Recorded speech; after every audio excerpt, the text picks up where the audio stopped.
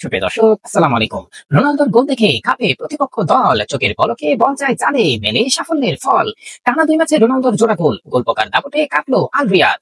Football বিশ্বে একটাই কথা এখন ঘুরে ফিরে, রোনালদো কি মানুষ নাকি মেশিন, নাকি 40 বছরের এক বিশেষ প্রজাতির গোলপোকা, যিনি প্রতিপক্ষের জালে ডিম না দিয়ে সরাসরি গোল দিয়ে দেন। শনিবারের ম্যাচে আল নাসর প্রথমার্ধে পিছিয়ে পড়ে ঠিকই, কিন্তু দ্বিতীয়ার্ধে রোনালদো নামলেন আর বললেন, সব ধোয়া এক পাশে, গোল দেবো আমি একা বসে। মানে একাই শুরু করে দিলেন গোল গোল খেলা। প্রথম সাদিও মানে পাস বাড়িয়ে বললেন, রমি ভাই খালি পোস্টে ঢোকায়া দাও। রোনালদো ভাবলেন এটা তো ঠিক যেন অনলাইনে ফ্রি গোল অফার পাওয়ার মতো, ফিনিশ করলেন এমন ভাবে যেন বল আর গোল পোস্ট বহুদিনের বন্ধু দেখা হওয়া মাত্রই জড়িয়ে ধরলেন।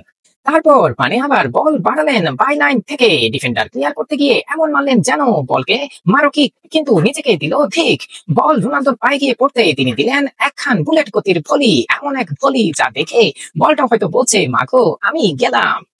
এই জোড়া গোলের পর রোনালদোর সৌদি লিগে গোল সংখ্যা দাঁড়ালো 72, আর পেশাদার ক্যারিয়ারে ভাই রে ভাই 933। এই বয়সে যেখানে অন্যরা হাঁপাতে হাঁপাতে দই খায়, রোনালদো সেখানে দৌড়ে দৌড়ে গোল দিয়ে বলে, 1000 গোল আর মাত্র কয়টা ভাই।